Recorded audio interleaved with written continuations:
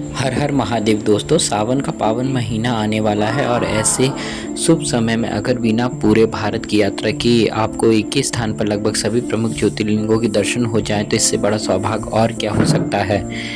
आज हम आपको लेकर आए हैं प्रयागराज के शिवालय पार्क में, जहां कदम रखते ही मन शिवमय हो जाता है। आइए इस अद्भुत यात्रा की शुरुआत करते हैं। Let's go. जैसे ही हम पार्क के मुख्य द्वार पर पहुंचे, सबसे पहले हमारी नज़र भगवान यस। शिव की एक विशाल और आकर्षक प्रतिमा जैसी कलाकृति पर पड़ी। उसे देखते ही मन में श्रद्धा और आनंद का भाव उमड़ पड़ा। ऐसा लगा मानो स्वयं भोलेनाथ अपने भक्तों का स्वागत कर रहे हों। मुख्य द्वार से अंदर प्रवेश करते ही सामने दिखाई देता है समुद्र मंथन का भव्य दृश्य।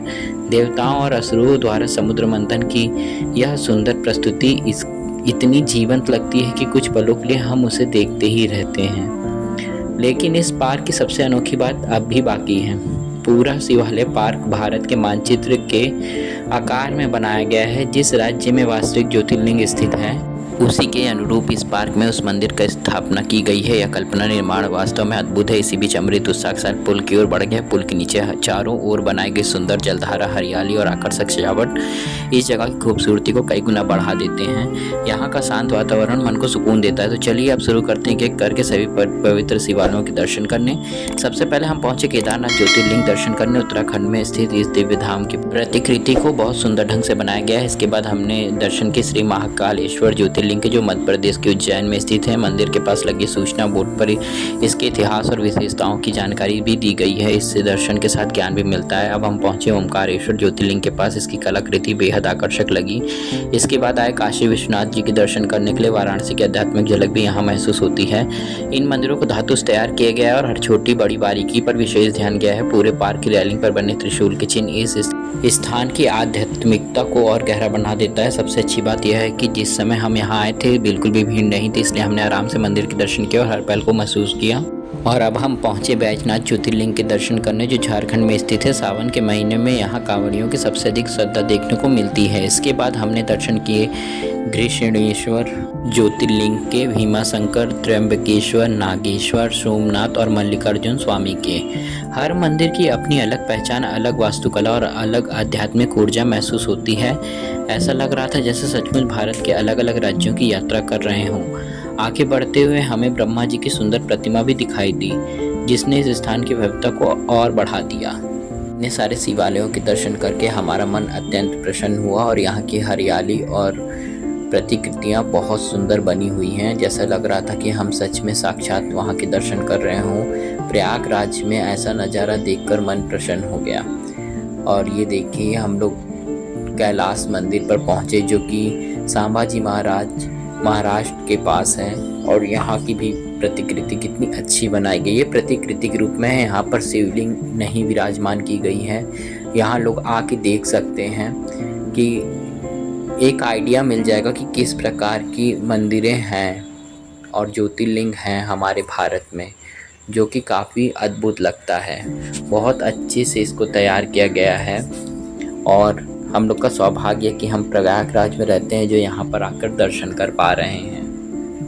हाँ, एक सुंदर सी नहर भी है जो इस पार्क की सुंदरता को और बढ़ा रही है। आप लोग भी देखिए। फिर हम लोगों ने तरह तरह की ज्योतिर्लिंग और शिवालयों के दर्शन करे हैं। यहाँ की सुंदरता देखकर मन प्रसन्न हो गया। और हाँ, एक चीज़ का ज़रूर ख्याल रखिएगा कि यहाँ की सौंदर्यता बनी रहे। यहाँ पे गंदगी नहीं फैलाना है और हमें यहाँ का ख्याल वैसे ही रखना है जैसे हम पवित्र स्थलों का रखते हैं। स्वच्छता बना के रखना है, जिससे ये धरोहर हमेशा सालों साल तक बनी रहे और आने वाली पीढ़ी भी शिक्षा ले और यहीं से पूरे ज्योतिर्लिंगों की दर्शन भी कर लें।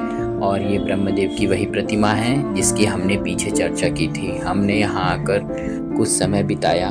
उसके बाद हम पहुँचे रामेश्वर ज्योतिर्लिंग के पास, जो तमिलनाडु में स्थित है। दक्षिण भारत की स्थापत्य कला की झलक इसी प्रतिकृति में देखने को मिलती है।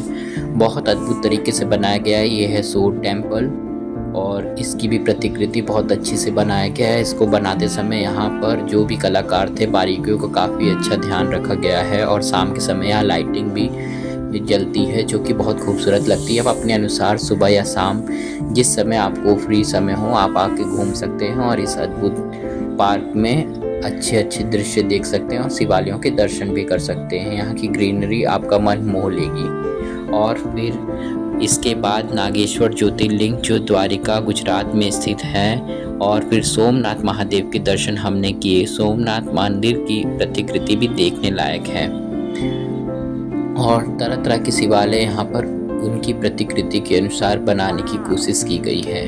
कृष्णेश्वर मंदिर के दर्शन करने के बाद अब हमारी बारी थी भीमा शंकर मंदिर के दर्शन करने की। यहाँ के मंदिर के दर्शन करने से आपको एकदम रियल फील होगा, रियल फीलिंग। आप अंत तक बने रहेंगे तो आपको सच में लगेगा कि सच में हमने पूरे शिवालयों के दर्शन कर लिए जो भारत में प्रमुख हैं और प्रमुख स्थानों पर हैं। और फिर हम चल दिए अद्भुत हरियाली को देखते हुए एक और अलौकिक मंदिर की तरफ। क्या आप इसका नाम गेस करके बता सकते हैं कि ये कौन सा मंदिर है? अगर आप जानते हैं तो कमेंट में ज़रूर बताइएगा कि ये कौन सा मंदिर है। देखिए, अच्छे से देख लीजिए। और ये मंदिर है त्र्यंबकेश्वर मंदिर, जिसकी प्रतिकृति काफ़ी सुंदर बनी हुई है। और ये नासिक महाराष्ट्र में स्थापित है। त्र्यंबकेश्वर मंदिर के बाद हमने एक और सुंदर मंदिर के दर्शन किए। देखिए कितना अद्भुत लग रहा है। और ये है वही मंदिर जिसकी हमने चर्चा पिछली बार की थी, नागेश्वर ज्योतिर्लिंग जो द्वारिका में स्थित है। इसकी कलाकृति कितनी सुंदर है, देखिए। और सोमनाथ मंदिर के भी दर्शन किए। देखिए कितनी अद्भुत लग रही है सोमनाथ मंदिर। सोमनाथ मंदिर की चर्चा अक्सर होती रहती है और लोगों को लगभग इस मंदिर का नाम पता ही रहता है। सोमनाथ मंदिर की प्रतिकृति भी देखने लायक है। वैसे तो सारे शिवालयों में ही लोग जाते हैं। मान्यता है कि यहाँ चंद्रदेव को श्राप से मुक्ति मिली थी और भी बहुत प्रमुख घटनाएं सोमनाथ मंदिर के पास घटी हैं, जिसकी वजह से ये काफ़ी प्रसिद्ध है। फिर सारी मंदिर के दर्शन करने के बाद हम ब्रिज की उस तरफ जाने के लिए तैयार थे जहाँ पे हमें और शिवालयों के दर्शन करने थे। और हम लौटने लगे। लौटते समय फिर से हमने कुछ रिकॉर्डिंग्स ली। ये देखिए, सच में यहाँ आकर हमें बहुत अच्छा लगा और मन प्रसन्न हो गया। इतने शिवालयों के और अद्भुत कलाकृतियों के दर्शन करके हमारा मन बहुत खुश था और हमें लगा कि सच में हमने यहाँ आकर एक अच्छा निर्णय लिया है।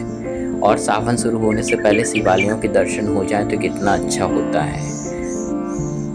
और फिर हम आगे एक और विशाल मंदिर की तरफ, जो कि देखने में काफ़ी सुंदर थी। इसकी बारीकियां देखिए, धातु से बनाई गई हैं और बहुत बारीकियों का ख्याल रखा गया है। और ये मंदिर कौन सी है? ये मंदिर है लिंगराज मंदिर। लिंगराज मंदिर की सुंदर प्रतिकृति दिखाई दी, जो कि भुवनेश्वर उड़ीसा में स्थित है।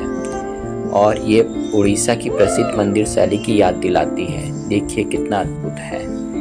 ये आगे का नज़ारा है और ये प्रवेश द्वार है। देखिए कितना सुंदर लग रहा है। इसके बाद विशाल त्रिशूल और डमरू के पावन दर्शन कर इन्हें देखकर लगा मानो पूरा वातावरण हर हर महादेव के जयकारों से गूंज रहा हो। और यात्रा के अंतिम पड़ाव में हमने पशुपतिनाथ महादेव के दर्शन किए। यहाँ पहुंचकर मन पूरी तरह से तृप्त हो गया।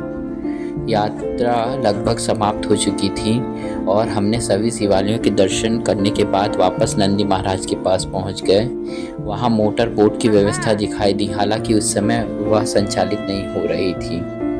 और इस पूरे पार्क में घूमते हुए बार बार यही महसूस हुआ कि एक ही स्थान पर पूरे भारत की ज्योतिर्लिंगों के दर्शन करना वास्तव में एक अद्भुत अनुभव है। अगर किसी कारणवश आप सभी ज्योतिर्लिंगों की यात्रा नहीं कर सकते तो यह स्थान आपको एक अलग आध्यात्मिक अनुभूति देता है।